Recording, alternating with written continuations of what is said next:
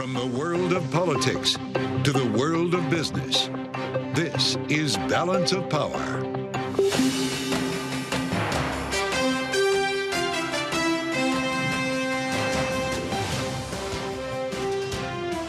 Live from the Democratic National Convention in Chicago. From the Democratic National Convention in Chicago to our TV and radio audiences worldwide. Welcome to Balance of Power. Alongside Kaylee Lines, I'm Joe Matthew. Thank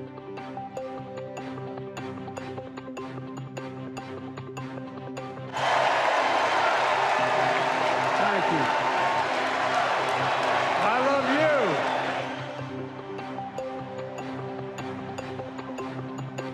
you. Day two of the convention. Delegates recovering from a very late night in that hall as Joe Biden delivered his address that went late, described as emotional. He did wipe a tear during a very long standing ovation. Kaylee, that was the moment that many in this administration had been waiting for, and of course tease up Kamala Harris for her acceptance speech on Thursday night. Yeah, and of course, before we can get there, there's more speakers lined up this evening. We'll be hearing from both Obamas, former President Barack Obama, and his wife, the former First Lady Michelle Obama, and the second gentleman, Doug Emhoff, will be speaking here in Chicago at the United Center this evening. But at the same time, Kamala Harris and Tim Walz will actually not even be in the state of Illinois. They're heading to Milwaukee to Wisconsin and the Pfizer Forum, which, of course, was the scene of the Republican National Convention last month. Yeah, a little interesting bit of programming. They are spending every night in Chicago, but leaving town for this one, day two, with the theme, A Bold Vision for America's Future, as the Democratic Party tries to deliver the message that they're turning the page. Yeah, and the question is, to what extent will they have success doing so in this packed convention week? Bloomberg's Hadriana Lowenkron is here with us in Chicago, covering it all along with our wonderful team of Bloomberg reporters, and she's joining us now here on set. So obviously there is a lot of pomp and circumstance surrounding this. We will see that again this evening. What we will not see is Harris and Walz in the box where they were last night. Can you just walk us through the thinking of the campaign here to not be present on night two of the convention when so many members of the party are taking the floor to speak? Right, it does seem a little odd, especially when you compare things to, I was in the RNC in Milwaukee and Trump was there pretty much the whole week. But again, I think this really goes to the point where the Harris campaign really feels they are the underdog. They're not taking anything for granted. And so, yes, they are out campaigning. They were in Pennsylvania before the convention began. They're heading Milwaukee. They're hitting the swing states. And I think that also comes as, important to note that this comes as Trump will be doing a lot of counter programming this week, hitting several swing states and making a visit to the border in Arizona. So again, the Trump campaign is trying to make that contrast. So the Harris campaign is still saying here, we're traveling, we're hitting the swing states, we're not taking our voters for granted. Well, it is also fair to say that in the past, you might not see the nominee until the final night of the convention, but we'll see how this plays out this evening. I do want to ask you about Joe Biden last night, though. There's been a lot of talk about run of show, the fact that he didn't get on TV sets on the East Coast or computer screens until 11:30 at night. That was an interesting moment for him, a very emotional one. How come it went so late? Well, that's a great question. We know that a lot of the speeches did run pretty long. We know that a lot of it also came from the fans in the arena. I mean, Hillary Clinton, minutes, 3, 4, 5 minutes before they were speaking, before she was set to speak, just roaring applause. And so the crowd was very energized. We also know that there were protests out kind of during the events that took place earlier on in the evening. We know that that was kind of cited as one of the reasons for a bit of the delays. They did have to move some things around. And, people were nervous. Biden has tended to not do as well the later in the evening events have taken place. We know this is reminiscent of the late night debate. But, he was able to speak for nearly an hour. I think he did what he needed to do. He was teary. I mean, this is a very bittersweet moment for him. It's very non-traditional, passing the reins over to Harris. And he spoke a bit about his record, but he also did say he was ready to be, I think the quote was, he's ready to be the best volunteer for the Harris-Walz campaign. And, to your point earlier about the weird kind of Harris dynamic, Harris did actually make a surprise appearance on Tuesday, on Monday, and we are, again, excited. Everyone is ready to see her on Thursday to formally accept the nomination. Well, when we think about Harris being in that room with President Biden speaking last night, someone who wasn't physically in the room, but very much it felt like the center point of the majority of the speeches is the former president, Donald Trump. Joe Biden mentioned him by name probably dozens of times, realistically. Trump himself is counter-programming this convention, too. He's going to be in Michigan today. What is the Trump campaign strategy as Democrats try to put on the show of unity Republicans were trying to put on in Milwaukee last month? They're really trying to get Harris to do some more unscripted settings. We know that everyone speaking throughout the convention has a teleprompter. This is something that the Trump campaign is really hoping to kind of goad Harris into taking more questions from reporters, doing a sit-down interview, which she said she would do at the end of the month. In addition to Trump himself counter-programming throughout the week, he has surrogates who are here in Chicago every day holding a press conference where they themselves are taking questions. I was there on Monday. And I think the important kind of contrast here is, again, they're trying to say they acknowledge the polling, that there has been a bump in enthusiasm. The campaign is saying they expected that. They think that a plateau has been reached. And now they're thinking the more that voters will get a chance to see Harris, the more that enthusiasm will wane. And they will start to, the Trump campaign will start to see those numbers go up. So they're hoping that the more opportunities there are for Harris to speak to the press, maybe trip up when discussing policy, that'll be the place where the Trump campaign then can jump in and make up some ground. We're going to be hearing from Donald Trump in Howell, Michigan, a little bit later on today, talking about crime. This is one of the issues, including the economy, a few others, the border, that poll really well for Republicans. This is a message that's been sticking here in a place like Chicago. Are you hearing about that from Democrats? Are they acknowledging this? Yes, excellent question. I mean, crime is definitely something that the Trump campaign is working. They're actually using it as a way to say this is their way to get women voters as well, which we know they are not having as much luck with compared to the Harris campaign. When asked just at the press conference the other day about appealing to women voters, they pointed to crime and they're focused on that, saying, well, women want to feel safe, they want a secure border. But, you know, in contrast, the Biden-Harris campaign, the Harris-Walz campaign yes. now, but also the Biden-Harris administration has also been pointing to the border. They've been, their main thing, and Biden, I think, mentioned it Monday night, was that they had this border bill, this bipartisan border bill, and that Trump then called up senators, and that was why the border bill was killed. So Biden pointed to that. The Democrats have been, pointing to that. So that's kind of their, counter messaging on the border. All right, Bloomberg's Adriana Lowenkron, very busy here in Chicago. Thank you so much for joining us live on Bloomberg TV and radio. Now, as Adriana talks about some of the messaging from President Biden last night, and also is talking about women in particular, that is something that we heard from the incumbent president on the issue of diversity, not just for women, but all kinds of demographics across America. In America, where the fundamental creed of this nation, that all of us are created equal, is still very much alive, and a broad coalition of Americans joined with me. 81 million voters voted for us, more than any time in all of history. Because of all of you in this room and others, we came together in 2020 to save democracy. As your president, I've been determined to keep America moving forward, not going back, to stand against hate and violence in all its forms, to be a nation where we not only live with but thrive on diversity, demonizing no one, leaving no one behind, and becoming the nation that we profess to be. For more on that message and this convention as a whole, we're joined now by Congresswoman Katherine Clark of Massachusetts, the House Minority Whip. She's here with us in our studios in Chicago. Congresswoman, thank you so much for being here. My pleasure.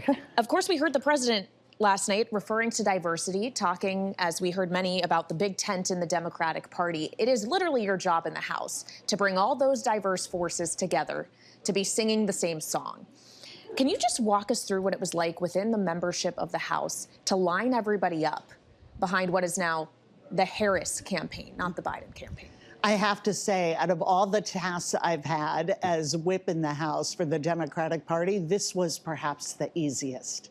People immediately gravitated to Kamala Harris. and saw her as our standard bearer for all the things that we have worked on with her as vice president and her vision for the future. So whether that's lowering costs, whether it is growing the middle class, protecting our fundamental freedoms like reproductive freedom, Kamala Harris has been our partner, and that was truly just almost instantaneous, that movement from President Joe Biden to her candidacy, because we knew she was the candidate for the moment. It's a very delicate thing we're witnessing, though, and witnessed last night to see Joe Biden talking to the delegates there. I know it went very late into the evening, but the people in the room weren't concerned about the time.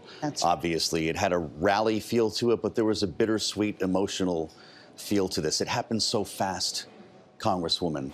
How does he feel when you talk to him? What kind of emotions was he experiencing? You know, I think we saw it on display, a true pride, and what has always been a hallmark for Joe Biden is his gratitude to be able to serve. What an incredible quality in a politician and a leader. And it is what has made him a transformative president. That idea that there is a bigger calling here, that the American people are always at the center of his work, and it's at the center of this extremely patriotic decision. And so last night, he deserved every minute of those accolades from the crowd, that genuine affection for him, respect for the job and his service. And we look across the aisle at Donald Trump, and you see the exact opposite. He says Democrats staged a coup. It's a 180 because he cannot fathom giving up power for something bigger than himself. That is where Donald Trump is. It is always about how he will benefit, not how the American people will, not how the Democratic Party that is based on values will. So I'm sure he is wrestling with this moment, calling it a coup because he cannot understand it, because he could never do what Joe Biden did. Well, Joe Biden has suggested his decision wasn't even as much about his ability to defeat Donald Trump, but instead the impact he could have, perhaps detrimentally, on House and Senate races and the ability for other Democrats to win. What has changed for the Democrats' odds of retaking the majority in the House since Harris assumed her role as the Democratic nominee? How many seats realistically do you think you can pick up? You know, I have always been bullish on the Democrats retaking the House because what we've seen are do nothing at best and real extremism that the American people are rejecting. And so what we're seeing is this incredible energy and momentum that we are going to turn into action. And in real time, that is meaning for our candidates have seen a surge in volunteers of small first-time donors. When you get that $10, $15, $20 donation, that's a vote. That is a vote of confidence. Does that translate into 10, 15 extra seats in the House, though? Well, we certainly hope so, but my number is the whip, and I like to keep track of the numbers, is 218. That's our goal, to win that majority and be able to bring the voices of everyday people back into the process. What we have seen from the GOP is this complete focus on their own power, their own civil war that they're engaging in, and the American people feel like they're outside looking in. Well, we've continued to work with the Biden-Harris administration to bring down the cost of health care, cap insulin at $35 a month, take on Big Pharma and say it is time that people be able to afford their life-saving medication.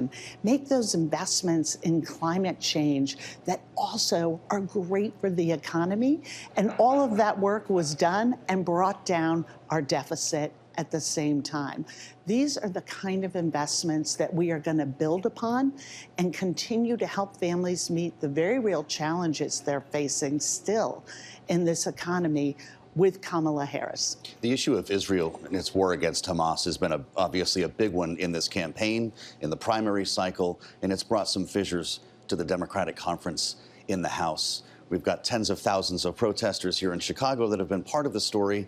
You've also got a couple dozen delegates who are not committed for this reason. How important, Congresswoman, will it be for the Biden administration, the Biden-Harris administration, to strike a ceasefire deal this week? You know, it is all hands on deck, and they are working so hard to make sure that we end this war, that we have a ceasefire, that we can bring those hostages home, and that we can surge aid to Palestinian civilians who, through no fault of their own, have suffered horrendously and continue to suffer. So we appreciate that there are protesters here. That's part of the democratic process. We respect their right to be here, and we hope that remains peaceful. But it is the goal of the Democratic Party to bring peace and security not only to Israel, but to the region. And of course, we know those conversations are ongoing. We'll still wait to hear more from Hamas as to whether or not it will agree. I'm also curious the conversations you're having related to your everyday job in Washington, obviously still on the August recess, but when you come back in September, it's going to be a race against the clock to avoid a government shutdown. Are you in conversations already with leadership and Republican leadership about how that's going to be avoided when you return to Washington in a few weeks? What exactly are you going to have to whip? You know, I'm so glad you brought that out, because one thing we realized from the very start, when we were in the 15 rounds of Kevin McCarthy trying to become a speaker, that we are in the minority. So we have reached our hand out to them at every turn to say, work with us, help us prevent shutdowns, help us get to a budget process that matters. And what we have seen from them is a rejection of that and a move to try and coddle the most extreme members of their extreme party. And so it is really like such a basic fundamental job and responsibility of the House of Representatives to pass our budgets. And they have utterly failed to do that. So once again, it will be Democrats, as we have done repeatedly, who will keep government functioning, who will come to the table, forge a compromise, because we work for the American people. They are working to try and hold their own coalitions together. And that's the fundamental difference. We're seeing it play out around reproductive freedom for women. We're seeing it play out in bringing down the costs of groceries and housing, these issues that I hear about as I not only travel my district, but travel the country. That is what people are worried about. That is what they want to see in Congress. It's why we're going to win the majority back. Meet us back in Washington so we can continue this conversation, Congresswoman. It's great to see you. I'd love to. Thanks for the time today on Bloomberg TV and radio. The House Minority Whip, Congresswoman Katherine Clark, in an important conversation on day 2 of the Democratic National Convention. I'm Joe Matthew alongside Kaylee Lyons with much more to follow. We're joined by Danny Wirtz, Michael Reinsdorf coming up next. This is Balance of Power on Bloomberg TV and radio.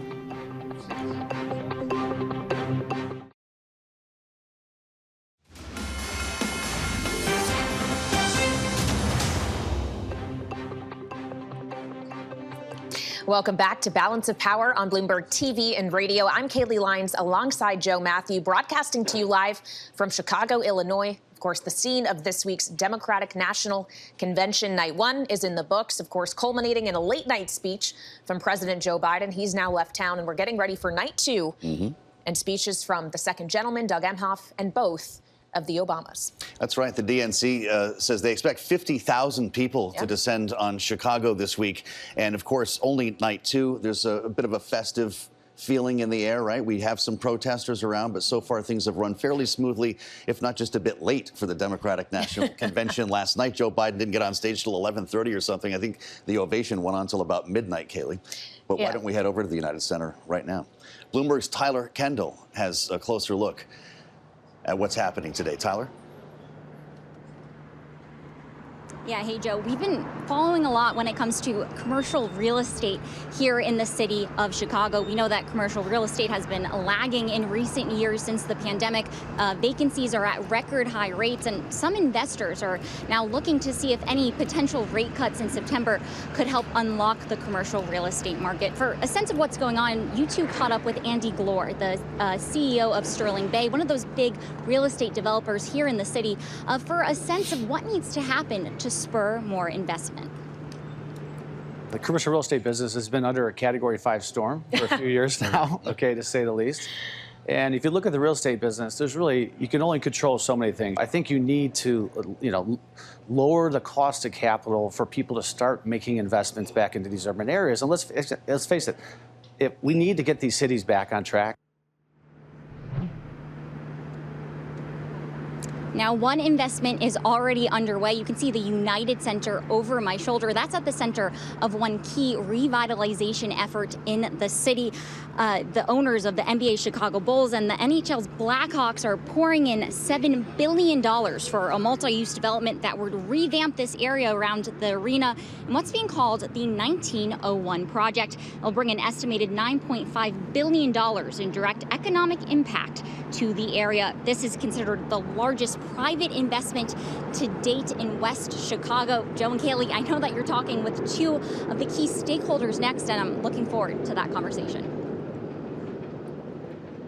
Indeed, we are. Bloomberg's Tyler Kendall with a view at the United Center. Thank you so much. And Tyler is exactly right. We are joined now by Danny Wirtz, Chairman and CEO of the Chicago Blackhawks, alongside Michael Reinsdorf, President and CEO of the Chicago Bulls. They are both here with us on set in Chicago. Welcome to you both. Thank you so much for being with us. Thanks for having me. It is a power table. I'm not so sure about that. I don't know. Indeed. Well, obviously, it's a big week for you guys. I'm sure one that has had probably a year or so of preparation leading up to it. Michael, if we could just start with you. Talk to us about the decision to host this convention at the United Center and what all has gone into it and whether or not this is the most lucrative thing you could have done with a building of its size. Well, I mean, clearly it's not the most lucrative thing we could do because we've shut down our building since the end of our season. So we've had we haven't booked any events for the last couple months. But to us, this was kind of a no-brainer when Governor Pritzker and Mayor Lightfoot came to us. We were on board from the very beginning. We had the convention kind of kicked off, I think, a lot of the redevelopment on the west side in '96. So the United Center was opened up in 1994. This is our 30th year. And the '96 convention was a complete success. And now it's many years later, and we want to do our part of supporting the city of Chicago that we love so much. Fascinating. I'm really taken by the logistics behind something of this scale.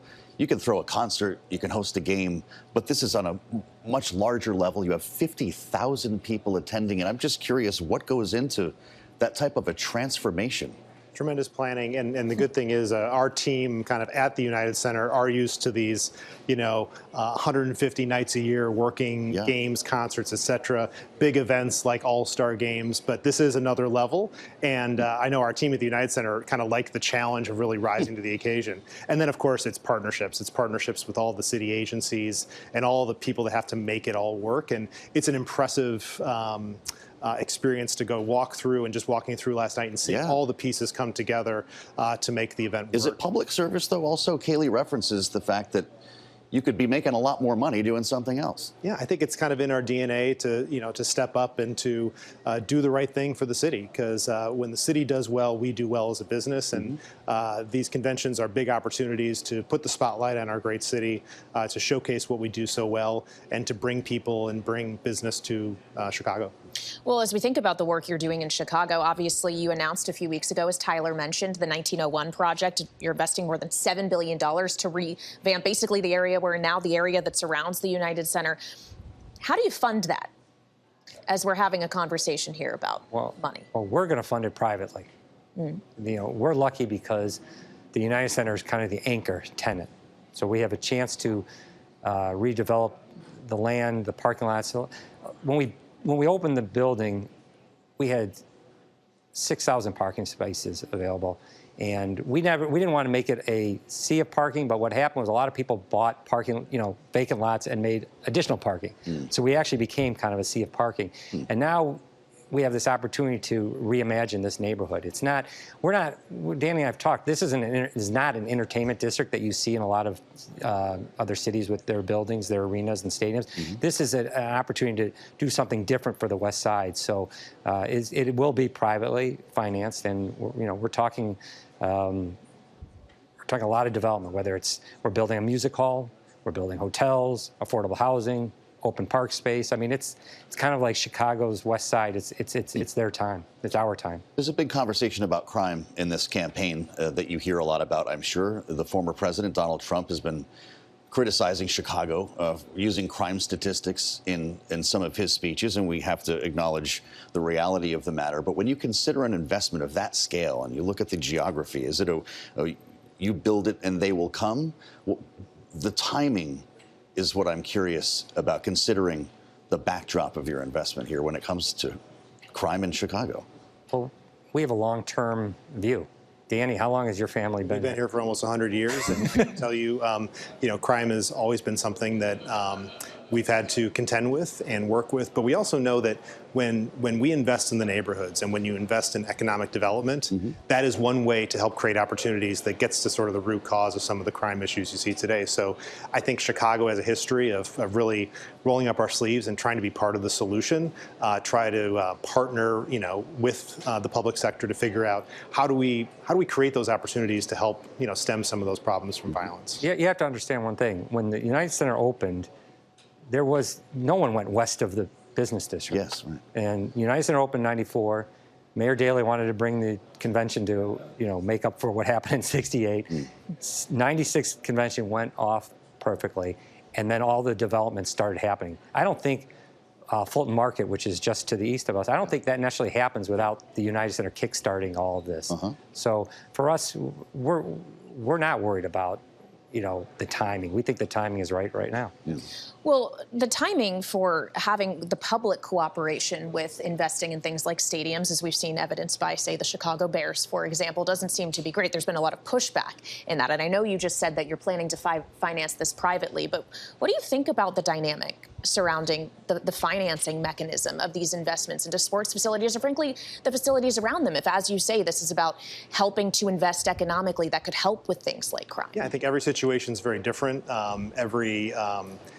Wherever you're looking to do your development has different opportunities, and I think it is that partnership, with the public to figure out where that benefit lies. We know in our situation, we own our land. We've owned our land for a long time. We've been part of this community for almost 100 years. So you have a good feel of what the neighborhood needs, how to find those nice trade-offs and those important trade-offs between our commerce and what we need from the community, and then you build it together. And I think other developments are putting that more at the forefront than ever before. When you consider public-private partnership and just the role that you play in this city, you're no strangers to politics, which is what we talk about every day here on this program. Are politics making it more difficult to do business, or the conduit for your success?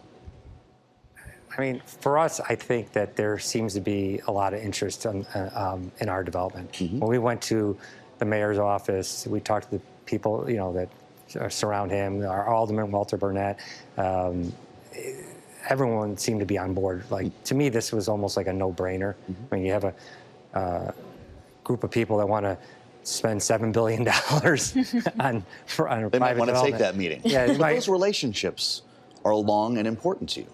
Of course. I mean, we have, we have friendships going back many, many years. Now we have a new mayor here who just became mayor last year, and we're developing a relationship with him. But like I said earlier, our families go back a long, long time, and we're about Chicago, not about the politics. It's what can we do to make Chicago a better place? Well, a lot of the politics today, or at least the political issues that seem to be dominating the narrative, certainly we're seeing this weekend in this election, surround the economy as well. We've seen such a change in the economy over the last 4 years, from the pandemic, which obviously shut down facilities like the United Center for an extended period of time, to this resurgence in demand for that experience economy. People wanted to go to live events like sports games and concerts.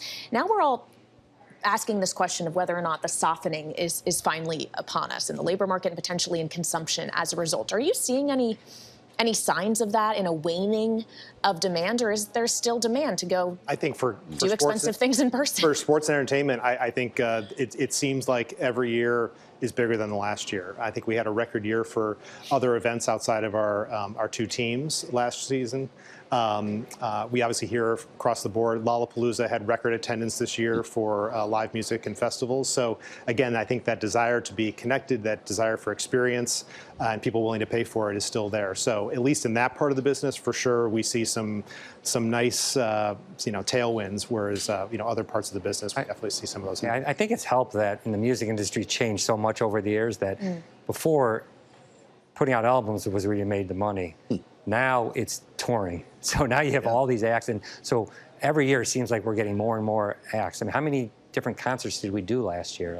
I mean, I think we're almost 80 different concerts. I mean, it's kind of crazy. And so now we're building this music hall, which is a 6,000 seat venue, and that's going to get some of the smaller acts. And we don't see a softening right now. I mean, and especially in markets like Chicago, which seems to be able to absorb a tremendous amount of live events and entertainment. Sure. Chicago loves its sports, so we feel pretty good about where we're at here. But it's an interesting take that you have just broadly beyond even spending on events, sports, and concerts. You don't see a consumer prepared to slow down or more wary about conditions. I think trade down. I think what we see is that you better make sure that you are delivering a special experience.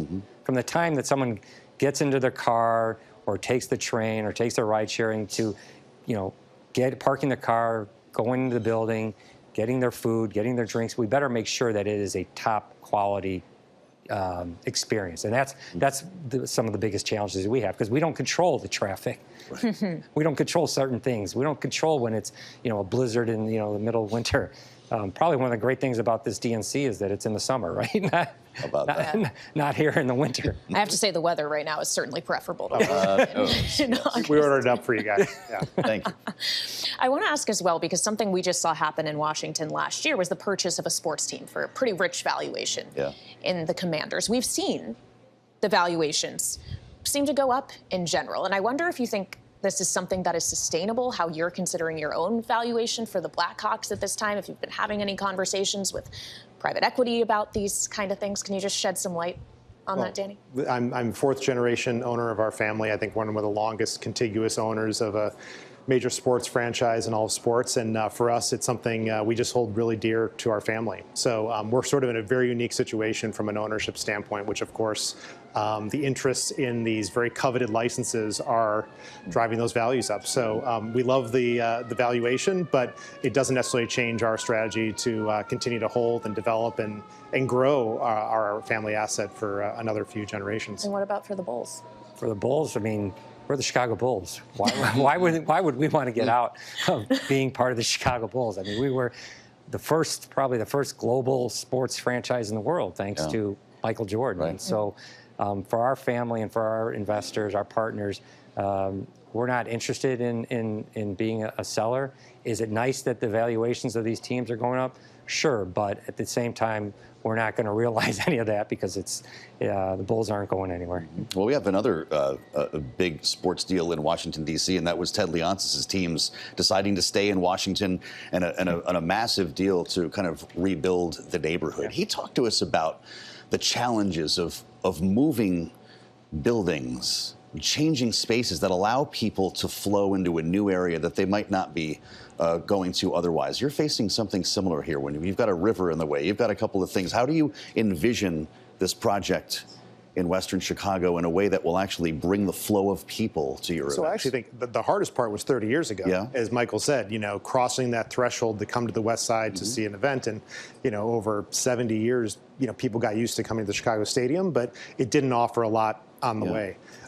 Where we're at now, the growth happening on the west side of Chicago is tremendous. Fulton Market is the most explosive neighborhood in the city of Chicago. That's right at our doorstep. The growth of the Illinois Medical District just south of us. So there's momentum here, and there's a lot of other things happening around this development that I think gave us the confidence that the energy is coming and the energy's here. And the infrastructure's in place. The infrastructure. And now that's an area where I think the city's very interested in really understanding what the infrastructure needs are to make sure we can continue to bring people here through the various forms of transportation, that we have all the things we need for this to be, a continued vibrant neighborhood. What a treat to have this much time. Thank you both for being so generous. A great conversation here. Thank you. Yeah. This is why we came to Chicago. That's right. Danny Wirtz, Michael Reinsdorf, great to see both of you, and thank you for being with us. On Balance of Power, Bloomberg TV and radio, we are live from Chicago, day 2 of the Democratic National Convention. We want to make sure we keep up to date on the markets right now. Bloomberg's Abigail Doolittle has more from New York. Hi, Abigail. Hi, Joe. Well, it's shaping up to be a bit of a soggy day here for stocks. We've had the S&P 500 going up and down. Right now, down about 0.25%. Making that interesting is the fact that it is the first down day in 9, so breaking the best winning streak for the S&P 500 going back to 2022 and the longest since November of last year. We have bigger declines for the chip area, down 1.7%. This comes as NVIDIA is down almost about 2%. And then the Russell 2000, those small cap stocks, more domestically based, down 1.2%. Now, I suspect that the NVIDIA weakness has to do with something specific. Overall this week, very macro, of course, the DNC, election 2024. But we also have lots of liquidity concerns on our hands, including the Fed later this week, Jackson Hole, Fed Chairman Jay Powell. But right now, we have something happening with the yen because, of course, a couple of weeks ago when we had stocks down sharply, we really had a steep correction. It had everything to do with the unwind of the yen carry trade. We're seeing a little bit of that today. It's not being referenced that way because it's not violent in the way that it had been before. But over the last 3 days, we have the dollar yen down more than 2%. That is another way of saying that the haven yen is strengthening, so that cheap money trade, well, it's just not happening. If recent lows were broken, it could really bring another big correction for stocks. We're not seeing that right now, but the fact that you do have the Russell 2000 and NVIDIA underperforming speaks to the idea that some investors really are eyeing this strengthening yen and maybe a little bit concerned that we could, in fact, see a reprisal or a return of that unwind of the yen carry trade. But of course, it is DNC week and election 2024. Lots of volatility, uncertainty.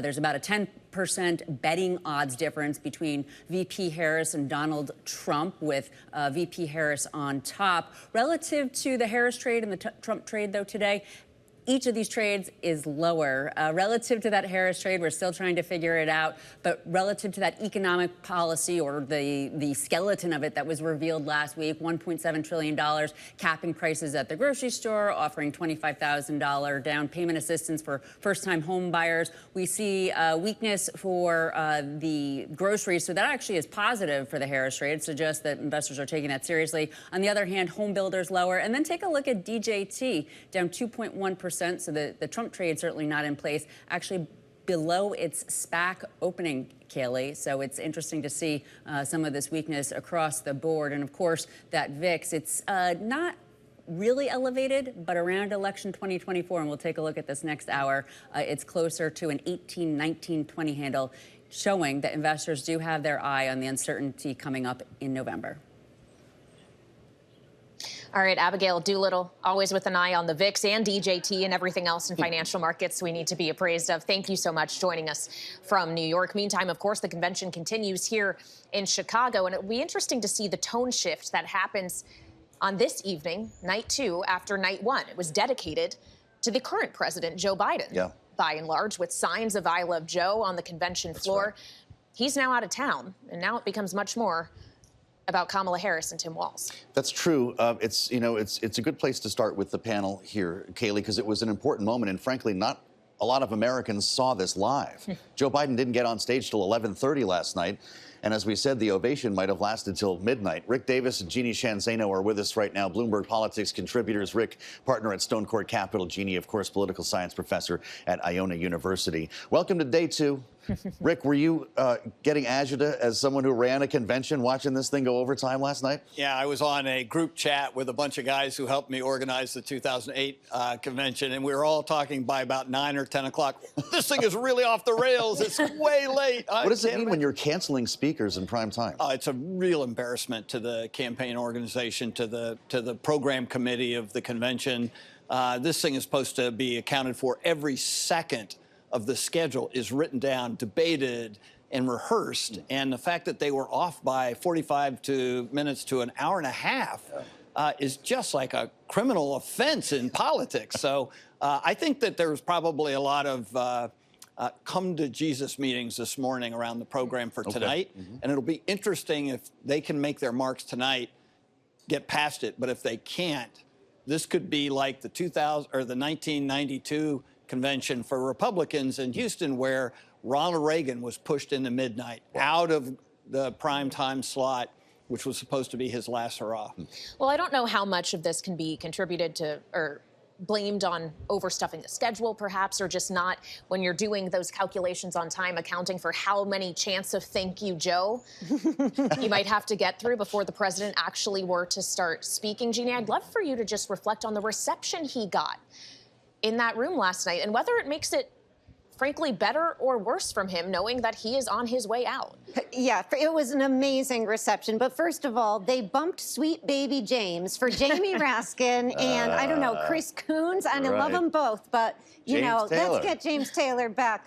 I think tonight we will see a tighter schedule. Let's hope. To your point, there was a lot of applause for Joe Biden, but it wasn't only that. Not only did they have a lot of speakers, but some of these speeches went so long and they were saying sort of perfunctory things sometimes, like, you know, help me elect Kamala Harris. Well, we all know we're doing that. So there's some nitpicking I could do on the way that this rolled out, but overall, a really warm reception for Joe Biden. These are all his delegates. You know, he's done something quite extraordinary in stepping aside for Kamala Harris. It was not the speech I thought I was going to get. I thought I was going to get more, here's what it's like to work with Kamala Harris. Versus here's what I've done. Here's who I am. And here's what I've done. But besides that, he's done an extraordinary thing. It was his moment. But you just see when she came out like a rock star last night, that's where the energy is. And I was saying to Rick earlier, imagine if that had been Joe Biden still at the top of the ticket Thursday night, the difference in terms of the reception. Boy, how true. A lot of things have changed. And one of the more enduring images of last evening beyond what Jeanne just described, Sean Fain, who runs the United Auto Workers, tearing his shirt open a la Hulk Hogan to show a T-shirt that says, Trump is a scab. And that apparently is going to be a refrain that we hear a lot in this campaign. Is it effective? Yeah, I don't think the ripping off the blue blazer to show a T-shirt intact was exactly the emotional Hulk Hogan moment. But there's only one Hulk Hogan. Yeah, look, I think that last night actually echoed all the basic themes of the Democratic Party. You had a lot about union labor, right? As if there is no other kind of labor in America but union labor. And I think that's a dangerous place for the Democrats to go, to say that it's only union labor that we speak to. Two, I thought that actually they did an amazing job talking about abortion, putting a public face on it. Republicans didn't talk about abortion at all at the Milwaukee convention, and you would have thought that was something that would get Republicans excited. So what we saw last night was the base politics. You know, what is going to get our people excited? Not a lot of crossover appeal there at all last night. Well, something else we heard a lot about, in addition to those themes, Rick, was Project 2025. We've heard a lot about this on the campaign trail thus far, but certainly it was a common theme in some of these convention speeches. Here's a little taste. Donald Trump appointed the Supreme Court justices who got us into this mess. His Project 2025 goes even further. Here's the thing. Trump and Vance simply don't believe in your freedom. While Trump falsely pleads ignorance of Project 2025, which in my opinion is Jim Crow 2.0, Kamala has been offering the American people enlightened proposals and visionary leadership. Donald Trump and the Republican friends, they not only can't think, they can't read very well.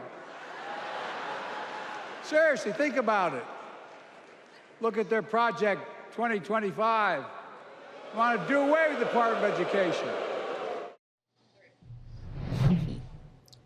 Rick, I want to come to you on this first, because obviously Donald Trump has now taken pains to distance himself from Project 2025. But given the messaging we're getting out of this convention, is it too late for him to create that separation, knowing many of the authors of this project do have close ties to him? Yeah, it's really quite a phenomenon, because you wouldn't think something like this would actually go mainstream, right? It's kind of a club issue, right? Yeah, Republicans and Democrats in high places talk about these policy things, and it very rarely seeps out into the electorate. But in this case, pollster after pollster I've talked to says 2025 is showing up in their verbatims. You know, that people are worried about this plan. They're afraid of it. And they couldn't articulate anything that was in it, but they know it's a bad thing. And so it's actually become a mainstream issue. And I think by virtue of that, Trump's already behind the curve. And do you really want to debate 2025, a plan that people think is a negative plan? So I think that it's going to hurt Republicans. I wouldn't suggest that anybody invests heavily in that. But I think the funniest part is there's a big Trump Tower in Chicago, and they were broadcasting in lights, headquarters of 2025 on the front of it. I think also it's Weird everywhere. As Hell was Yes, on there. indeed. Some interesting projections on the buildings walking around Chicago at night. But wait, Rick makes a great point. This is pretty esoteric stuff, and we're hearing people talk about it on a level, Jeannie, I would suggest, Kaylee, that every reference to Project 2025 on the air gets a more vitriolic response on social media, for instance, from both sides of the aisle. How did Democrats make this a thing? Yeah, it's fascinating. I just wrote a piece on this, and the reason why was because when I was in Europe this summer, the #1 question, to Rick's point, that I was asked from just people on the street, friends, colleagues, what do you think about Project 2025? And to your point, I couldn't get over how this had spread. And, you know, my view of this is that it is quite an opportunity for Democrats. I have read through this, and it is long.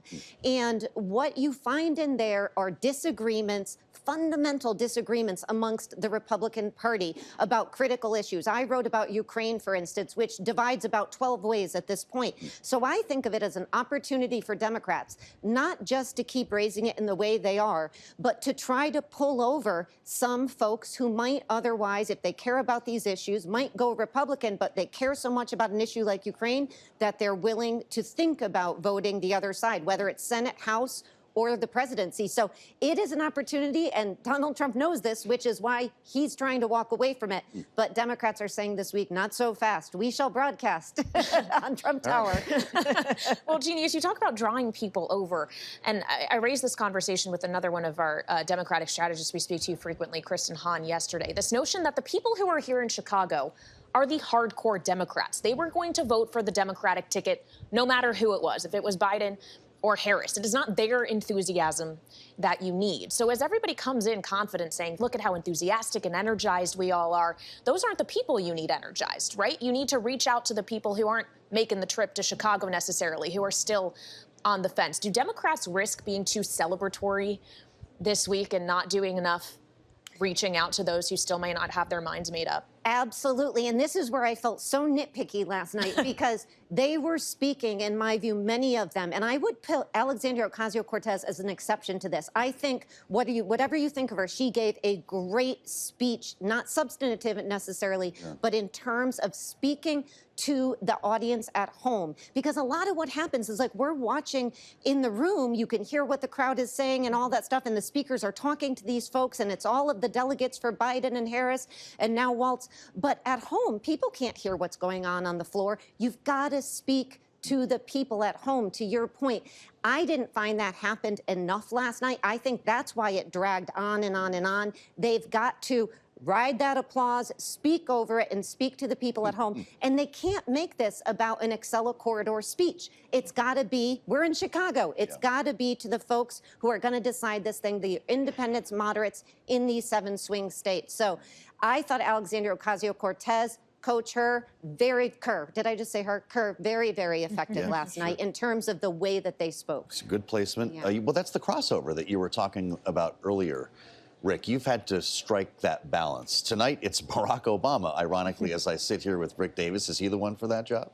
You know, probably not. And Monday nights are usually like that internal speak. That's not a surprise. But I think tonight is a really important point that Jeannie's making. I think they really need to open it up. Remember, in 2020, Barack Obama leveled a heavy attack on Donald Trump as being, you know, the end of democracy.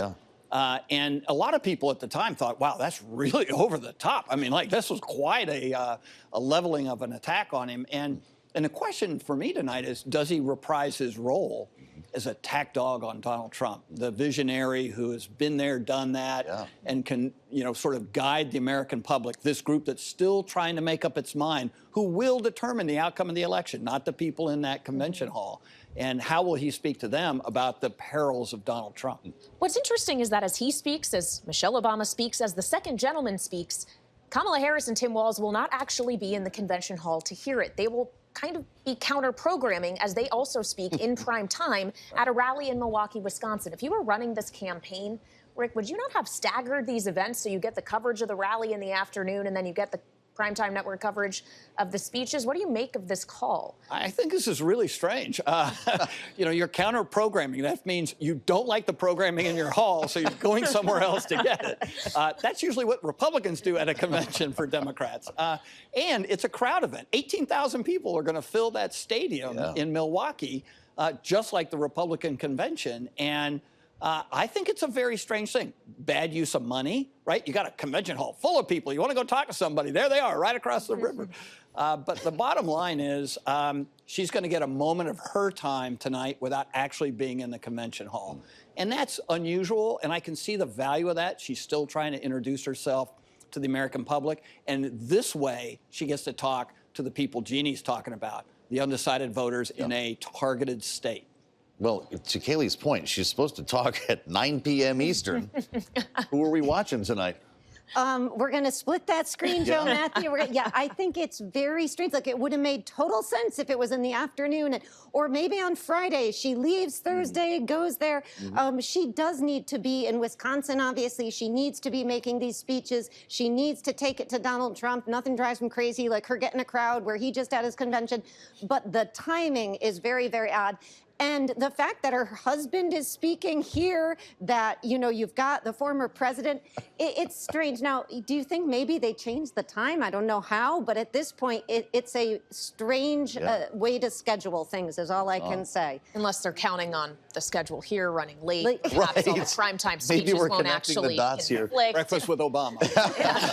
Who knows? Rick Davis and Jeanne Zaino here for breakfast, lunch, and dinner with us. Basically, we are all spending all of our time together here in Chicago as we broadcast live from the Democratic National Convention. We have a lot more coming up in the next hour. In addition to Rick and Jeanne, we'll be joined by Congressman Seth Moulton of Massachusetts. Yeah, one of the real fiery moments last night when you saw some anger from Joe Biden was he got one of the suckers and losers line talking about Donald Trump's references to veterans. We'll get into that with the congressman from Massachusetts, a Marine Corps combat veteran. And we have more guests, too, including Fatima Goss-Graves of the National Women's Law Center and the co-chair of the Rules and Bylaw Committee for this convention will be joining us as well. Bishop Leah Daughtry will be with us, so stick with us. We'll be back in just a few minutes right here on Bloomberg TV and radio.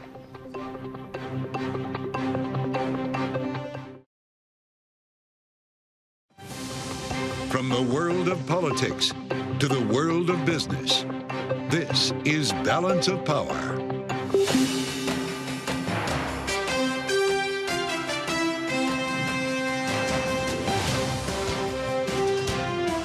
Live from the Democratic National Convention in Chicago. From Bloomberg Studios in Chicago at the Democratic National Convention to our TV and radio audiences worldwide, welcome to Balance of Power. Alongside Joe Matthew, I'm Kaylee Lyons. It is day 2, which is also night 2, which, of course, is when we're going to hear from former President Barack Obama, the former First Lady Michelle Obama, and the current second gentleman of the United States, Doug Emhoff, who will be headlining tonight after the headliner of the first night, the President of the United States, Joe Biden, who has now left town and is on vacation in California. Yeah, Joe Biden has left the building. It went late last night. He left the city and the state as well, Kaylee, to allow the proceedings now to begin in a windup that will bring Kamala Harris Thursday night to her acceptance speech, her formal acceptance speech. Barack Obama will be holding forth later, the former president, who might have some stern words for Donald Trump. By the way, counter-programming this convention throughout the week. Today, he is back in Michigan, something that we'll be talking about later. He's got an event on crime, of course, with Chicago in mind. Yeah, something the Republicans are hitting very hard. But Democrats were taking a fair number of shots at their own about the Republican Party in general, and specifically the former president. We got a lot of those from President Biden last night, including some pretty powerful, emotional words about what Donald Trump has said about veterans. Guess who doesn't get it and doesn't respect our veterans? We know from his own chief of staff, the 4-star General John Kelly, that Trump, when in Europe, would not go to the grave sites in France. The brave service members who gave their lives to this country. He called them suckers and losers. Who in the hell does he think he is? Who does he think he is? There's no words for a person. They are not the words of a person not worthy of being commander-in-chief, period. Not then, not now, and not ever. I mean that. I mean that from the bottom of my heart. President Biden last evening in one of the more dramatic moments of his address, and it's where we start our conversation now with Congressman Seth Moulton, the Democrat from Massachusetts, has arrived in Chicago. And of course, if you've been with us before, you're aware of his time as a Marine combat veteran serving 4 tours in Iraq. So a unique perspective that we always enjoy sharing, Congressman. It's great to see you in Chicago. Thanks for being here. Yeah. This clearly made Joe Biden angry. How does it make you feel? Well, I mean, we all know how important Beau Biden's service is to Joe Biden as a father, as a commander-in-chief, as an American. And it is really remarkable that you have a major party candidate in Donald Trump who just truly hates veterans. And that's not an exaggeration. He has shown time and time and again. He's called us losers and suckers. In other words, losers for signing up, suckers if you get killed. He was walking around Arlington Cemetery with his own chief of staff, Marine veteran John Kelly, when he said, I just don't understand why they did it. What was in it for them? And this, while John Kelly was there in part to see his own son's grave, Lieutenant Kelly, who died in Afghanistan. Well, whatever you may think about his attitude toward veterans, he does have a veteran running with him in J.D. Vance. Kamala Harris also has a veteran running with her in Tim Walz, and yet his service record has come under immense scrutiny since his selection.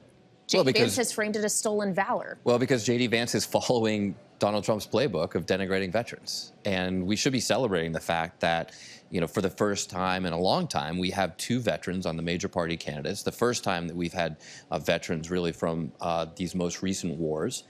And that's something that we should be celebrating. And, you know, both J.D. Vance and Tim Walz have service records that should be lifted up and used as examples. Instead, J.D. Vance is just going down the same path as Donald Trump and attacking the service record of Tim Walz, who by all accounts was a great soldier in the Army. Well, look, we saw this with your former colleague, John Kerry from Massachusetts, the Swift boats. Of course, we've got some of the same people involved in the messaging in this campaign, and Chris LaCivita, who was part of the Swift boats campaign back in 2004. I was compelled by Mark Kelly's response to all of this. He clearly was not happy with this stolen valor accusation, but he said both of you should be thanked for your service, J.D. Vance and Tim Walz. Is that the way we should approach it? Exactly, and that's what I just said. I mean, we should be lifting up the fact that both of them have served the country in different and important ways. And you know what veterans really hate is other veterans who misrepresent their service, who make their record out to be more than it is. And that fundamentally is what J.D. Vance is trying to accuse Tim Walz of, but it just doesn't hold water. It doesn't hold water at all. And it's not really the way that veterans respect each other. Serving in Congress, I have a lot of veterans on the other side of the aisle that I disagree with on a lot of policy issues, and yet they're often the first people I go to work with. Like if I have to do, work on a piece of bipartisan legislation, like the 988 National Mental Health Hotline. Now it's part of the Veterans Crisis Line as well. I co-authored that bill with an Air Force veteran from Utah. There are a lot of issues we disagreed on, but he was one of the first people I went to work with on that legislation because I knew as a result of our shared service, we had something in common. We had some trust that we shared, some common experience. Even though we did very different things, as an infantry officer in the Marines, as a world record-holding pilot in the Air Force. Chris Stewart was an amazing partner. In many ways, much more distinguished military record than mine. I'm not in the Guinness Book of World Records for anything from my time in the Marines. But the point is that we found that common ground, and you would like to see that happening on the presidential stage. But of course, J.D. Vance is just going down in the gutter with Donald Trump. He's much more interested in following Donald Trump's playbook than upholding the values that he should have learned in the Marines. Well, Congressman, obviously, we thank you for your service and all those who have served or are currently serving. And in recent weeks, Joe and I have had to ask some pretty tough questions about those who are currently serving and whether or not they may have to become active in combat in the Middle East once again, as we cast an eye on Iran, which still has yet to retaliate against Israel, and wait for progress on a potential ceasefire between Israel and Hamas. That, of course, is something Joe Biden wants to achieve with the remaining time as president. He spoke about that on the convention floor last night. Just take a listen briefly to his words. And we'll keep working to bring hostages home and end the war in Gaza and bring peace and security to the Middle East. We're working around the clock, my Secretary of State, to prevent a wider war and reunite hostages with their families and surge humanitarian health and food assistance into Gaza now. To end the civilian suffering of the Palestinian people. And finally deliver a ceasefire and end this war. Now, Israel, of course, has accepted this bridge ceasefire proposal from the U.S. Hamas at this time has not. Are you confident that it can be done, or are you still worried that potentially the U.S. could get involved in a deeper conflict in the Middle East? No, look, I'm very concerned. And it is, let's just be clear, not in our national security interest to be drawn into another massive war in the Middle East. It's not in our interest in terms of our big picture problems around the globe, like focusing on China, where the real focus should be for U.S. national security right now. Of course, there's already a hot war in Ukraine that could spill over into Europe. The last thing we need is to get bogged down in the Middle East. That would be a gift to Xi Jinping in China and Vladimir Putin in Europe. We also want to make sure, by the way, that in the Middle East, we reach a resolution that enables us to truly have peace for Israelis and Palestinians. And we should agree on some common points here. First of all, Israel needs to not just end this war, but actually win it, actually defeat Hamas. You can't have a terrorist organization running Gaza. But they need to do that in a way that has a political endgame that both sides can buy into, that can truly bring peace. Prime Minister Netanyahu hasn't articulated that yet. So this is a complicated situation in some ways because the players have made it so complicated. But it shouldn't be, we should be able to find a lot of common ground here. Let's defeat Hamas. Let's stop killing civilians. Let's have a durable peace plan that is politically acceptable to both Palestinians and Israelis. And ultimately, that not only brings peace to the Middle East, it makes sure that the United States doesn't have to have troops on the ground. Well, there is a fear, if not an expectation, that Iran is going to retaliate militarily against Israel for the killings of the leader of Hamas and the official from Hezbollah. That means that once again, after what we saw in April, American airmen, sailors could actually be in direct head-to-head combat, essentially, knocking down missiles out of the air, shooting at drones. We're getting very close to a direct engagement in that world with Iran. How nervous does that make you? That's right. And, you know, the Republicans have attacked President Biden for trying to de-escalate the situation. Let me just be clear. De-escalating the situation is exactly in our interests right now because we do not want to be in a shooting war with Iran. We do not want to be putting U.S. lives at risk here. Now, does Iran need to be deterred from further action? Yes, absolutely. But this is a complex negotiation going on here, and we want to have fundamentally peace between Israelis and Palestinians so that Iran doesn't have the motive to continue these attacks. Let's also not forget that Israel has a serious problem on its northern border with Hezbollah. Yeah. And I think that's a particularly complex situation. There's not an easy answer there. Israel has already seen 100,000 of its citizens displaced. They need to be able to go back to their homes in peace.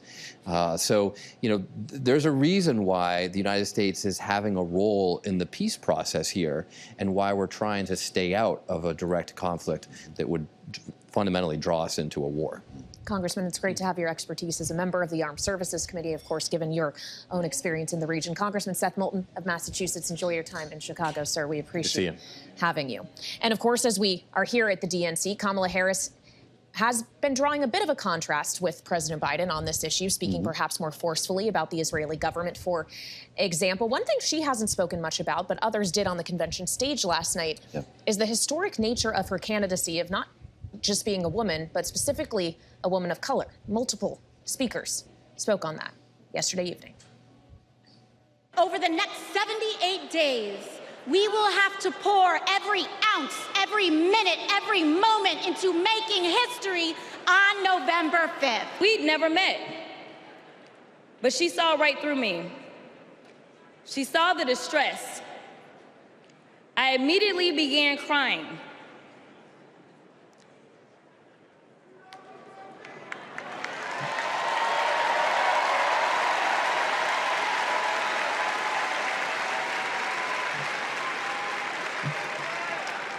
And the most powerful woman in the world wiped my tears and listened. I wish my mother and Kamala's mother could see us. They would say, keep going. Shirley and Jerry would say, keep going. We're not just electing a president, we're uplifting our nation. We're opening the promise of America wide enough for everyone. Together, we've put a lot of cracks in the highest, hardest glass ceiling. For more now, we're pleased to be joined here in Chicago by Fatima Ghostgrave. She is president of the National Women's Law Center Action Fund, here with us in studio on Bloomberg TV and radio. Fatima, thank you so much for joining us. There has been a lot of conversation already here in Chicago about women's issues, specifically reproductive rights. We saw speakers talking about that on the stage last evening. Is that the issue that secures the vote of American women in November? Listen, reproductive freedom is certainly on the ballot, and the contrast could not be clearer between what Kamala Harris would do on the issue and what Donald Trump actually did, right? So when Donald Trump ran for office the first time, he promised to overturn Roe, and then he was successful. And now we are seeing what has happened with these Trump abortion bans all around the country. We saw it last night. You could hear a pin drop in the room when people got up and really bravely told their abortion stories, talked about what it was like to seek and access abortion care in this era of Trump bans. It's horrific. And Kamala Harris has been leading on this issue, and actually, in some cases, leading alongside Governor Tim Walz. Together, they went to Planned Parenthood. She's the first vice president or president to actually go to an abortion clinic, and she did it with Governor Walz in Minnesota. When you talk about abortion being on the ballot, it's literal in a lot of states that have ballot initiatives. How important are they as a mobilizing factor for you? That's right. I mean, in several states, including some battleground states, there's an actual opportunity for people to directly vote to say that they want the constitutional right to abortion in their state. And we've seen in every election, every time that has happened, it has won. We saw it in Ohio. We saw it in Michigan. We saw it in Kansas, right? So people are clear. It actually matches where voter sentiment is right now. The vast majority of people in this country, they want access to abortion care, and they don't want the government telling them what to do. So it's going to be a huge motivator for people, whether or not, though, there is a ballot initiative, because people understand that the Trump-Vance ticket, that they aren't satisfied just with overturning Roe. They're going for much, much more. Well, and what is it that you see them going for that most worries you? Right. I mean, I think a national abortion ban is for sure on the table. But if you look at Project 2025, they talked about restricting medication abortion. So that will be on the table. So mifepristone, you're concerned about, for example. For sure. The majority of abortion care is sought through medication abortion. J.D. Vance was asked about that recently, though. He said that they were not looking to ban mifepristone. You don't think he's being honest? That would be him reversing himself, right? Because as a senator, he has advocated for restrictions on mifepristone. And as a senator, he has put forward really extreme ideas on abortion. And so they can't run away from the long record that they had, including the fact that the chaos that we are dealing with right now is a direct result from the Trump Supreme Court and the abortion bans that follow. We should also note, though, for disclosure, that Donald Trump says that he thinks it should be up to the states. He's trying to be in the middle of the road on this. You don't believe him either on that. You think a national ban is the aim. So both leaving it up to the states is what's resulting in the chaos, but they're going for more. They're going for a national abortion ban. They want to resurrect something that's called the Comstock Act, which is from the 19th century and would make it nearly impossible to get abortion care in this country. But I also wonder if it's nearly impossible to actually get that passed into legislation with the way that the Senate works. You need 60 votes. And the same could be said for Kamala Harris saying she promises to restore federally access to abortion care, right? You need Congress to work along with you. And is there really any expectation that could happen no matter who wins the White House in November? Well, I want to be clear. There's a lot they can do from their perch as president and vice president. We have seen that with this administration. They've used all the tools they have. And with a Trump presidency, we think we'll see the same. He will use the Department of Justice. He'll use HHS. But beyond that, they have said that Kamala Harris has said that if she wins, that she will sign an abortion rights bill. I expect that to happen, and I actually think voters are going to stand for no less. They are going to demand it, and rules won't get in the way. Sounds like you also expect a Democratic sweep, if that's going to happen, the House and Senate. I think people are energized. I think that's the direction. Would be required, though, to get that done, right? Well, I don't think it's off the table. I think it will happen. Well, I'm glad that you can come talk to us at the table today in Chicago. Thank you so much for the time. Fatima Goss-Graves, we thank you and have a great rest of your convention week. I'm Joe Matthew alongside Kaylee Lyons with a lot more to follow. The rest of this hour, live from Chicago, we'll be joined by our political panel. Rick Davis and Jeanne Zaino on the way in next at the DNC in Chicago. This is Balance of Power, Bloomberg TV and Radio.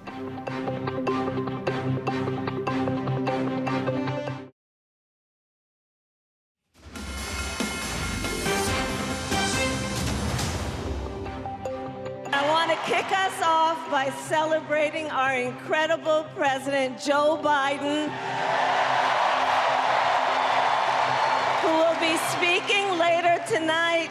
Joe, thank you for your historic leadership, for your lifetime of service to our nation, and for all you will continue to do. We are forever grateful to you.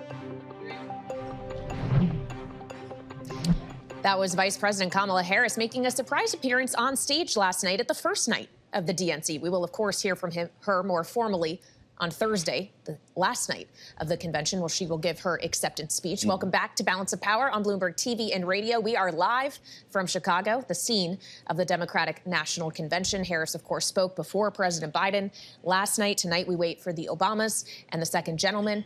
Doug Emhoff. Is going to be another busy day here in the Windy City, Joe. Yeah, you said it absolutely, as we work our way up to the big moment, of course, on Thursday night. But indeed, Kamala Harris with a surprise appearance there and just a deafening round of applause. We saw Donald Trump at his convention every night in Milwaukee. Nobody expected Kamala Harris to even show her face that early.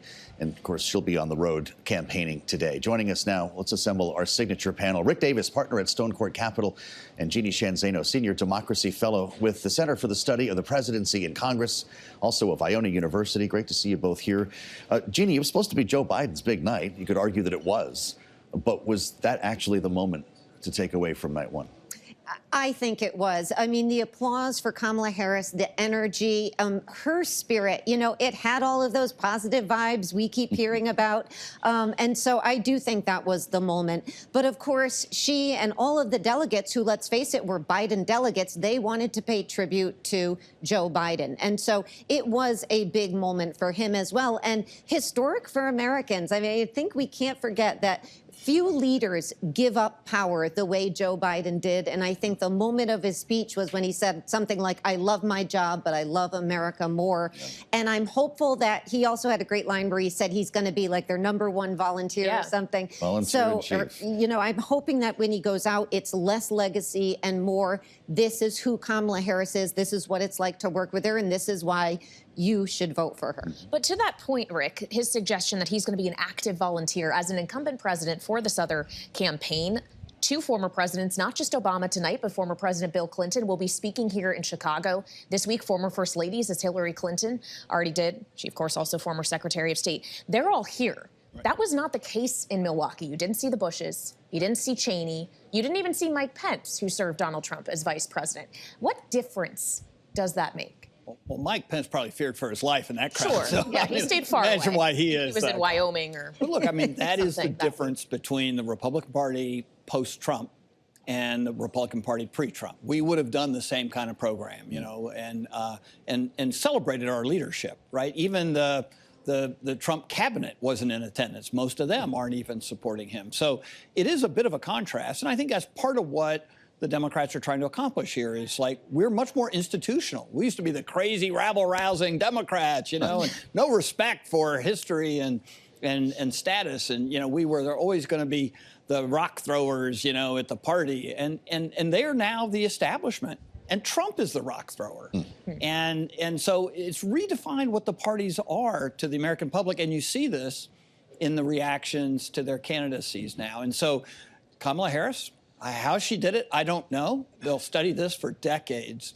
But she went from being a sitting vice president in an administration that is disliked to being the change candidate in 2024. And I don't think I've ever seen that happen in modern political campaigns like that. Yeah, it's just a remarkable change. The role that former President Barack Obama will play, Rick mentioned earlier, will he be the attack dog? Is he going to be the one who goes after Donald Trump on behalf of Kamala Harris in this campaign? What do you think? What are we going to hear tonight? I think what we're going to hear is this is the Kamala Harris I've known for 20 years. I mean, you go back to 2004 when he emerged and became the superstar that he became and then ultimately president. Kamala Harris went to that convention. They've never worked together formally, but they've known each other for years. They've endorsed each other. She bucked the Democratic Party in 2007 and endorsed him, then went to Iowa and campaigned like handing out pizza on his behalf. And she was, so they've known each other a long time. And I think what we're going to hear is this is who she is. This is the person I've known. This is why I made the rare step. I think it was like 2013 of cutting a television ad for her when she was running for the Senate. So he is going to, I hope, talk more about that. And I hope less about the attacks on Donald Trump. People don't know her yet, and they need to. And so I hope that's what he does. And of course, Gwen Ifill, the legendary journalist who said, something like on David Letterman, she is in many people's minds, meaning Kamala Harris, the new Barack Obama. I would love to see a clip of that. Love Gwen Ifill myself. But, that's the kind of thing I hope we hear. People need to know she's not just emerged from nowhere. She has been around a long time, and she has been working hard with the Democratic Party. Well, as you call us back to 2019 when she was running against Joe Biden, she got in that primary pulled to the left. And seeing the speakers list tonight, at least some of the confirmed speakers, include progressives like Senator Bernie Sanders. Does she risk being pulled by some elements of the party to the left again, or do you think she can hold the center? I think she has to hold the center. This is such a tight race. And I'm trying to understand, why are they counter-programming, as we talked about? Maybe it's so they don't get wrapped up in the Bernie Sanders of it all. I think she's got to. We've heard her change positions on everything from fracking to a host of other issues. So she's going to have to do that if she hopes to win.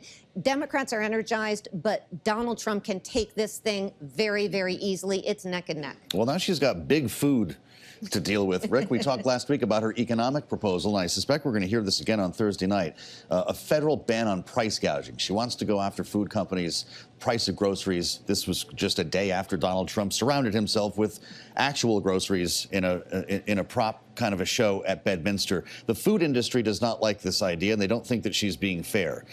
Pushing back on the idea with a statement from the National Grocers Association, the proposal calling for a ban on grocery price gouging is a solution in search of a problem. Does she need to be more specific about this? I don't think she can be. How do you actually tackle gouging? And how do you even identify it? The root cause of gouging would be that your commodity prices are low and you're selling it for much higher than you are. But everyone knows part of the problem is the supply chain. And instead of saying, hey, let's fix that supply chain, let's have a much more resilient supply chain for consumer goods like groceries, she goes after the people who are putting them on the shelf. And so I don't know. I mean, I haven't found a single Democrat who can actually articulate for me what the policy change is for the President of the United States, either an executive order or a bill that actually can get at the heart of price gouging, or even if it's that big a problem. Well, certainly we've seen economists, including some Democratic communists. Wow, communist is something Donald Trump Freudian is calling slip, I'm sure. Kamala Harris, Comrade Kamala. Democratic economists who have served Democratic administrations like Jason Furman, for example, have criticized her policy. Economists have also criticized the policy proposals of Donald Trump. There has been suggestions both of their policy platforms could be inflationary, that they would add to the deficit if there's no way to spend for some of these things, whether it be tax cuts or incentives for first-time home buyers. Rick, it does feel like on kind of all sides there is a certain level of intellectual dishonesty here. My question, it doesn't matter if voters buy it. Yeah, well, my biggest fear is what if it's not dishonest intellectually? What if they actually plan to do these things? And as you point out, highly inflationary policies by both candidates. You would think that the Biden administration would be uber sensitive to doing anything in policy that would actually add to inflation. Yet trillions of dollars of new spending was articulated by candidate Harris in her presentation last week of her economic plan, which by most standards, I think economists who've opined on it say this is inflationary, only to be compared by even higher spending by Donald Trump. Everybody wants a tax cut. Everybody wants cheaper goods. How do you get to it? So I actually think it's pretty disingenuous on both parties' side. And it'll be interesting to see if the voters get the joke on that, right? Do they actually differentiate between these policies, or do they just say, big spenders all, right? Well, and There's that's no my question for the people in the room as well. We're on Bloomberg. We're obsessing over this stuff. Does anybody care about inflationary policy in that room, or it's just Kamala Harris on Thursday night? You know, I think in the room, it's going to be Kamala Harris. Look, we're in Chicago. It's like if you went to watch Oprah back in the day and you got that car, you really were very happy. Reach under your seat. But none of it adds up. You know, price gouging, the answer to that, if it's happening, to Rick's point, and you can identify it, you have to use the bully pulpit. You have to embarrass the folks who are doing that. So this is all feel-good stuff. Her $25,000. I know what it's like to buy a first home. It's awful in this environment. I get it, but that is not the answer, because with both of these proposals, they don't add up. We don't have details. All you can see is federal spending, federal spending, federal spending. So it's a big problem from both of these camps. And I think we have to look at ourselves as voters and, to your point, say, why don't we demand more and better from these folks out there on the campaign trail?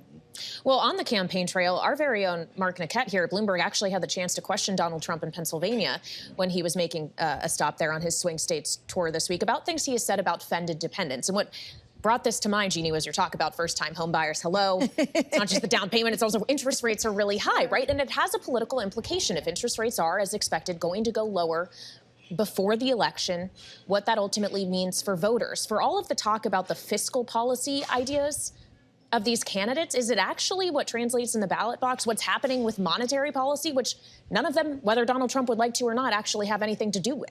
Yeah, I think so. And you know, one of the things we've talked a lot about here on Bloomberg has been the disjuncture between what people are feeling and what the numbers show. And we see a continuation of that on the campaign trail. And so I know we may see lower interest rates, I hope for all of our sakes, but, you know, I wonder, is it going to be early enough to translate into votes? Let's not forget, I think Pennsylvania starts voting early in like 25 days. So does that have an impact on young people looking to buy their first home, or are they still annoyed with how high they've been? So, you know, there is a time lapse that occurs, but I do think both of these campaigns have to get to talk to people like you folks and have to answer hard questions about the numbers. Conversation is and going. they don't have to at this point. So when you finally sit down, Rick, and you do an interview and you start getting some tough questions about this, does that change the way voters look at these proposals? Yeah, I think if you can't explain what a pact is going to have your policies on the voters, I think you're going to have a really hard time closing the deal. And nobody's closed the deal yet. This election, as Jeanne points out, is very much in doubt.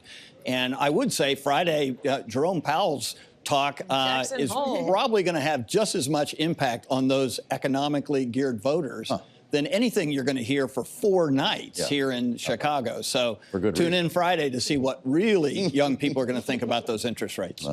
Well, and on interest rates, back to what Donald Trump told Mark Niquette, he did kind of double down on his notion that the Fed shouldn't be independent, that he does think the president should at least have a voice. It's just whether or not their voice is heard isn't necessarily up to them. We've heard Democrats, including Kamala Harris, Joe Biden, say you have to take Donald Trump at his word. And this comes back to the other conversation we were having about his economic policies. Do you believe, should he be president, these things actually come to fruition? Yeah, I think that we used to say when he was first elected, don't listen to what he says, just watch what he does. Well, that pretty much became the same thing. And the reality is, I don't think he's making false promises. I think he believes in tariffs. And he put them in place when he was president, and I think he'll double down on that, as he has said, both with Europe and with Asia, which has an inflationary impact to it. I have absolutely no doubt, you got to believe what he says when it comes to going after the Fed independence. He'll find every which way he can, including the bully pulpit, to try and get what he needs out of the Fed economically, because without a lot of hyper growth, his policies don't work. I mean, you continued making the tax cuts permanent. I mean, that's a big hole of trillions of dollars over the next 10 years. So at the end of the day, I think we have to take these candidates on face value, that they're making these promises, and that we have to be able to make a decision by them. But right now, both of them want tax cuts and excessive government spending and no attention to the deficit. Just quickly, Jeanne, to Rick's point that you have to take both of them at face value, has Kamala Harris proven that she can be taken at her word, given the flip-flops we have seen that you alluded to earlier, be it on fracking or healthcare or otherwise? I think we have to take her at her word. I think she is going to try her hardest to fulfill these promises she is making now. To your point, she has flip-flopped. But the reality is that's why the down-ballot races matter so much. Who controls the House? Who controls the Senate? Becomes a lot tougher to do these things. But guess what? If we have divided government again, we are going to be with a debt ceiling problem and all the rest, and a government that probably can't operate. So it is not, I mean, there's a lot of excitement down here, so I don't want to be Debbie Downer, but November is going to be pivotal depending on what happens with the House and the Senate at this point. All right, well, we still got to get through this week first, and we do so with the help of Rick Davis and Jeanne Zaino, Bloomberg Politics contributors. Thank you so much. But of course, as we're here in Chicago, we also have our eye in New York on the financial markets. And Bloomberg's Abigail Doolittle has a check on that for us now. Hey, Abigail. Hey, Kelly. Well, we are seeing a little bit of a downside trade here for stocks. The S&P 500 right now down about 0.3%. That's a pretty small decline, but what makes it stand out is it's the first down day in the last 9. The S&P 500 had been in its best streak since 2022, the longest since 2023, but today taking a little bit of a breather, and a lot of this has to do with the chip space. We have some real weakness for the chips, in particular NVIDIA today down 2.1%. And I suspect that while we have all these macro factors going on, such as the DNC, uncertainty around election 2024, one of the bigger ones right now is liquidity. We have that dollar-yen down for a third day in a row, down more than 2%. That tells us that the haven yen is strengthening and that the yen carry trade is coming apart just a little bit today. If we go below recent lows for the dollar-yen, we could see the kind of selling that we saw just a few weeks ago as that cheap money really just comes out of the system. That is why NVIDIA is lower. Too far, too fast, people rethinking that AI frenzy and if they want to be in on it without the aid of cheap money. But, you know, of course, it is, as you all know, and we've been talking about, DNC week and then election 2024. The uncertainty around this election is really pretty interesting. Yes, Kamala Harris, VP Harris, is very much in the lead, but Donald Trump is not so far behind, given the amount of time that we have, that there couldn't be some interesting maneuvers that go on.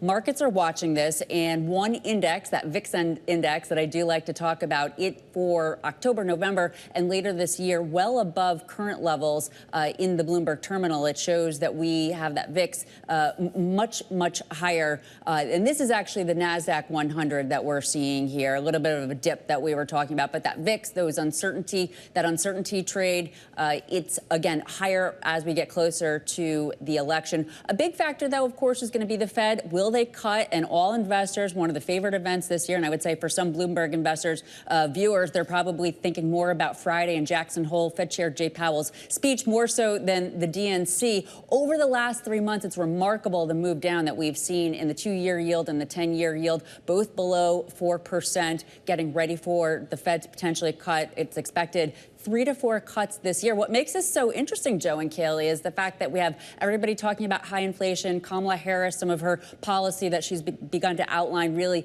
taking issue with that. If the Fed does cut, that would actually seem to stir inflation more. So you have this really interesting tension between the real world inflation and what the Fed's going to do and risk assets. We'll, of course, be watching it all here on Bloomberg. And then there's what's happening in Chicago, speaking of the real world. Abigail Doolittle, thank you so much for your eyes on the markets. Thanks for being with us on Balance of Power. It is the Tuesday edition. It's day 2 here at the DNC. I'm Joe Matthew alongside Kaylee Lyons. And joining us now is Lester Munson, BGR Group Principal and Managing Director of the International Practice, Republican strategist who you frequently see here as one of our panelists on Balance of Power, who, yes, is in town for this Democratic convention. Are you part of some Oppo war room or something? What brings you to the Democratic Party? Well, this is where the action is. It's also my hometown. Okay. And I came here hoping to see, a little street action, some convention action. Chicago at its finest. Couldn't stay away. Got it. Well, it's going pretty well for you then, it sounds like. Yeah. Well, I think Republicans would also say that it was going pretty well for them in Milwaukee at the RNC last week. It was a different race then. It was Donald Trump still thinking he was up against Joe Biden. And Republicans, frankly, pretty much universally that we spoke with, were feeling pretty good about their chances. Being here in Chicago, seeing the energy that Democrats are now bringing to this city, how much has your calculus changed? Well, I think the Milwaukee example is a terrific reminder of how quickly hubris can be dissipated here in American politics. And I think Democrats should be at least a little bit cautious. Kamala Harris is not fully tested out on the campaign trail. This balloon is probably going to pop. This balloon of popularity is probably going to pop at some point. And how does she react then? How does she engage with Trump on the campaign trail? Can she match him blow for blow? Can she kind of match his negative energy? I suspect that's what we're going to be talking about in about a month or a month and a half. Donald Trump and J.D. Vance have been compelled to stay on the trail this week. They've added events to sort of counter-program this convention. The former president will be in Michigan today talking about crime, for instance. Is that time well spent because they're having trouble breaking through the news flow? Yeah, crime's an issue for sure, particularly here in Chicago, which is the murder capital of the United States, I believe, for like 12 years running. There's a certain civic anti-pride in that, I guess. So it's not a bad issue for the Republicans to be bringing up, but I think you're right. This force field of Democratic optimism about their ticket is very strong, and it doesn't seem to be getting through into the United Center at all. Well, and frankly, that isn't unique to just this week in Chicago that Trump has had to try to counter-program. It's been basically a month of coverage since Kamala Harris became the Democratic presumptive nominee, that she has really overshadowed Donald Trump in a lot of ways. And perhaps you're seeing some of that frustration borne out in the news conferences he's decided to hold, et cetera. Is it working, Lester? What does he need to do differently? I think it's interesting. I think Trump himself is not doing well. He's kind of following his own instincts and talking about silly things like he's better looking than Kamala Harris or some ridiculous argument like that. Vance is actually going after the issues that are probably better for Republicans. So even though Vance's popularity may be an issue, he's a more effective kind of counter agent to what the Democrats are doing right now. I wonder if Trump, after the near-death experience, has kind of decided he's just going to go his own way and do what he wants to do and not listen to his handlers anymore. His handlers were doing pretty good up until that assassination attempt, but since then, he seems to have kind of lost his mojo. Your background brings a specialty in foreign policy, and we've got a pretty big story cooking this week with real developments, it seems, in ceasefire talks in Israel. What do you make of the White House coming out with this yesterday? The Secretary of State, we've got a framework, but actually, once again, it's not a deal. Benjamin Netanyahu, I guess, signed off on it. Hamas has a different agenda here, and this might not come together. Were they trying to land an announcement of a ceasefire during this convention? It's hard to think that they were going to do this incredibly complicated negotiation and have it land, on this moving aircraft carrier of the DNC convention in these 4 days. So I suspect that's not it. I was very interested that the administration made the announcement about Hamas having to accept this deal during this convention, which potentially provokes some of the protesters on the streets here in Chicago. I thought that was actually courageous by the folks who are working the administration these days, and good for them. Well, when we consider the policy stance around the ongoing war, whether or not there's a ceasefire in place by November or not, there does seem to be a perception within the Democratic Party that Kamala Harris is more sympathetic to the Palestinian cause, more willing to go harder against Benjamin Netanyahu. But she, too, has been part of this Biden administration that has been so heavily criticized for its conduct. So do you really believe there is nuance in the approach here between Joe Biden and Kamala Harris? Because it's been described as by John Kirby, for example, as no daylight between them. Right. I think right now she's allowed to have it both ways. She can be allied with Joe Biden and his support for the state of Israel while saying she's a voice for the Palestinians and the concerns of the protesters. She's trying to have it both ways. I don't think that's sustainable for 90 more days into the election, but we'll see if she's held to account for that. One of the moments that endures from last evening was Shawn Fain of the UAW. We spent a lot of time together on this program talking about the UAW strike. He's, of course, endorsed Kamala Harris. His T-shirt read, "Trump is a scab." Is that the kind of rhetoric for the moment? Well, I think, this is going to be a vibe election or a meme election or even a name-calling election. And even Steve Kerr last night, who is, of course, a member of the Chicago Bulls championship teams here and is beloved in the city for that, famously fought with Michael Jordan in a practice, pretty good coach, got the gold medal. Fresh off the Olympics. He was fresh off the Olympics. He did a great job of taking the high road for 6 minutes, but kind of delivered kind of the negative message at the very end of what he was saying. So I think even the best messengers are not immune to what is going to be a very negative political campaign here. Well, in a lot of ways, after the conventions are over, the way in which that negativity will be circulated, to your point, may be online, it may be over the airwaves in TV ads. Something else we have to consider here is potentially the massive financial advantage that Kamala Harris could have over Donald Trump. And that's frankly true of the Democratic Party, be it the congressional or Senate committees versus the Republican counterparts. Lester, how do you think about the money equation here and how that makes things more difficult for Republicans all over the ballot? Well, I think Democrats need more money to be competitive against a guy like Donald Trump, who is, frankly, so good at getting free press and getting when his message is on and he's getting where the voters are, he can do it for free. Democrats have struggled with that.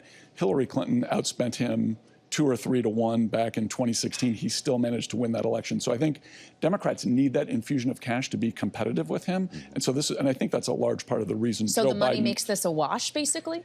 I think in a way, I think it makes it a wash. You've got paid media and earned media. Republicans are a little better at the earned media right now, frankly, whatever you think of their message. Democrats are better at the paid media. That does kind of equal things out. Interesting. What's got your attention in the next couple of days as a Republican watching this Democratic convention? So I went to see the protests yesterday at the park where they designated for the protesters to be about half a mile away from the United Center. And there's a lot of police activity there. It looks like everything's under control. The Chicago police are using it as an opportunity to launch their own protest against the way they're being treated by the city government here in the city of Chicago, where they have real disagreements with the mayor. So I love the fact that it's really the local politics at the end of the day that matter on the street here, not the national politics. This is Chicago, right? That's the way this goes. Lester, thanks for meeting us in your hometown. Lester Munson with us on Balance of Power. Unions, as we're discussing, a key focus here at the Democratic National Convention that certainly came about last night. One of the first unions to endorse the Harris-Walz ticket, the aforementioned United Auto Workers, is now threatening a nationwide strike. Bloomberg's Tyler Kendall has details on this. Tyler? Yeah, hey, Joe. The president of the United Auto Workers used his speech last night on the Democratic National Convention floor to threaten a nationwide walkout over allegations that car maker Stellantis isn't living up to one of their contracts. I want you to take a listen here to UAW President Shawn Fain last night at the DNC. Stellantis must keep the promises they made to America in our union contract. And the UAW will take whatever action necessary at Stellantis or any other corporation to stand up and hold corporate America accountable. At odds is the reopening of an idle plant in Illinois. In a statement Tuesday, Stellantis said it notified the union the plans for that plant had been delayed and added in part, quote, the UAW agreed to language that expressly allows the company to modify product investments and employment levels. Therefore, the union can't legally strike. Now, labor is becoming a big part of efforts for both of these campaigns as they campaign here in the Midwest. We know that when Minnesota Governor Tim Walz joined the Harris-Walz ticket, all of those union endorsements started to fall into place. Even DNC Chair Jamie Harrison said that part of the process to pick Chicago as the convention site was because of the city's close relationship with labor. But when we look at how both of these campaigns are trying to court this labor vote, we know that they're targeting some critical states in the Midwest, such as Wisconsin and Michigan. When we look at our latest Bloomberg News Morning Consult polling, Joe and Kaylee, it shows that Vice President Kamala Harris is now in a statistical tie with former President Trump when we look at our key 7 battleground states that some of these workers are really going to be looking at both of these candidates in. Well, and of course, Tyler, Donald Trump is going to be in Michigan today. Kamala Harris and Tim Walz are going to Wisconsin, actually to Milwaukee, the Pfizer Forum, where we saw a union leader speak during the Republican convention last month. The Teamsters President Sean O'Brien, countering perhaps the Sean we got last night, the UAW president, Sean Fain, here at the DNC. How should we be thinking about Trump's relationship with union leadership as well, when, as you say, so many have lined up behind the Harris-Walz ticket, but not all? Right. Well, the Teamsters is one of those big unions that still has not endorsed the ticket. As you mentioned, Teamsters President Sean O'Brien did address the Republican National Convention last month. He is not slated to address the DNC, although we are learning through reports that Sean O'Brien is working with Vice President Kamala Harris's team to set up a roundtable with members of his union and himself to try to talk about the path forward as they are weighing this endorsement. It'll be interesting to see because the Teamsters actually haven't endorsed a Republican for president since 1988, and we all know that former President Trump would like to reverse that trend. All right, Bloomberg's Tyler Kendall here in Chicago. Thank you so much. Appreciate it. And still with us here in Chicago is our political panel, Bloomberg Politics contributors Rick Davis and Jeanne Zaino. They, of course, are a partner at Stonecourt Capital and a senior fellow with the Center for the Study of the Presidency and Congress, respectively, as we look ahead to night 2 of this convention. As we just mentioned with Tyler, obviously, Kamala Harris is not going to be in the hall in the United Center tonight. She will instead be in Wisconsin. Who we will get instead, I guess, if we're making the decision to watch the convention feed and not the Wisconsin rally feed, Jeanne, is the Obamas, not just former President Barack Obama, but First Lady Michelle Obama, who polling suggests is one of the most popular Democratic figures in the country right now. We can talk a lot about someone who sat in the Oval Office himself and the message he will bring, but what about her? Because it wasn't too long ago that people were floating the idea that she herself may run for president instead of Biden.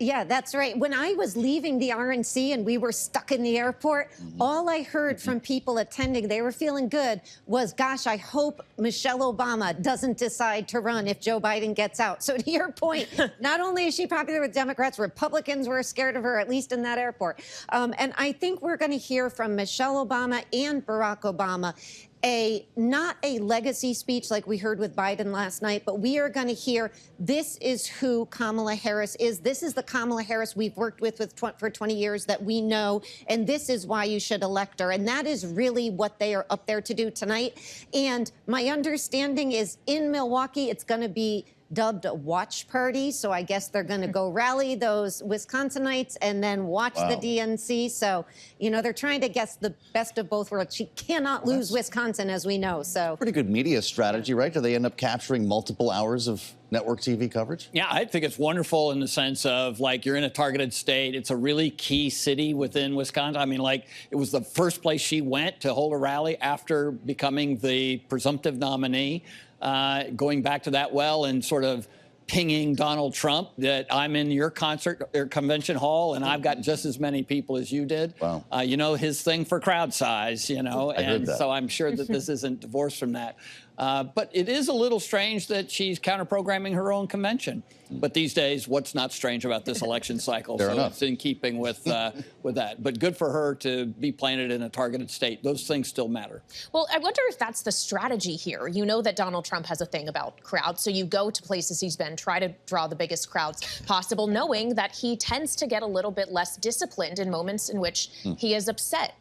Jeanne, is that how they need to proceed when they leave this convention and carry on to that stretch to the election? Yeah, it's almost like she doesn't have to say anything about him or to him or make fun of him, certainly, but just her mere existence of drawing crowds, to Rick's point, moving up in the Bloomberg Council poll and all the rest is enough to drive him to say things that his campaign wishes he wouldn't say. So I think tonight is part of that. But I think the real thing here, you look at Barack Obama, you look at Joe Biden, Democrats need Wisconsin. There is no way around that. So great, you're in Chicago for this great city, but you've got to get 90 miles down the road, and you've got to win that vote there. You've got to get that state. I just have to ask quickly to go back to what Tyler was talking about, the Teamsters and Sean O'Brien, who asked to speak. He asked for a slot at this convention.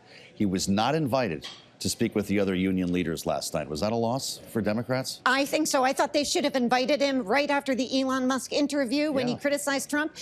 If you're going to bump James Taylor, put Sean O'Brien in there. That's what I say. Would you try to warm up to the Teamsters now if you were running this convention? Yeah, sure. I mean, I think it's crazy not to sort of try and play that card because, of course, what would upset Donald Trump more than having the guy, the Teamster president, that came to his convention that they implied was an endorsement, which wasn't an endorsement, show up and do exactly the same thing, reprise his role here.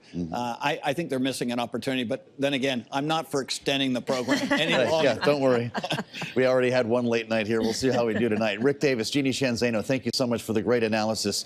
And coming up, we're going to be back in just a couple of hours, Kaylee. The late edition of Balance of Power starts 5 p.m. East Coast time. Indeed, and we'll be joined by 2 Democratic members of Congress, Congressman Glenn Ivey of Maryland and Haley Stevens of Michigan. It's going to be another packed show, so come join us later. In the meantime, Bloomberg Business Week is just around the corner. They'll be back in New York. Joe and I here in Chicago, Bloomberg TV and radio.